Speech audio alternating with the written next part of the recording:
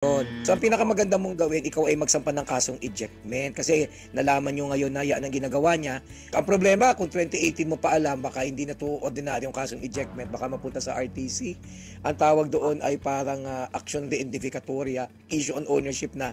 Pero pwede mo naman palabasin nga ngayon mo lang din nalaman talaga na inoccupy nila dahil ngayon ka lang din naman nagtanong talaga kasi dati bakod lang. So, magpadala ka, ang gawin mo para mas madali ay pumunta ka sa barangay, magreklamo ka. Ngayon pagdating sa barangay, pakita mo na meron kang titulo ng lupa nakapangalan sa tatay mo at siya wala namang ibang papeles maliban yung sa alleged deed of sale. Di syempre sa pagitan po ng titulo at deed of sale, mas may visa po o mas valido yung titulo. Kasi pag nagkaroon ng dalawang pagbebentahan, kasi allegedly parang binenta rin ng magulang nyo daw sa kanila, dapat po kasi maipakita nila na meron talagang malino na pagbebentahan sa pagitan ng nanay mo at noong Sunny San Jose. Kaya lang, kung may bentahan man yan, hindi naman ang nanay mo ang pwede magde-decide yan, dapat kasama yung tatay mo. Pero wala silang pinakitang ganon, hindi ba? Wala po.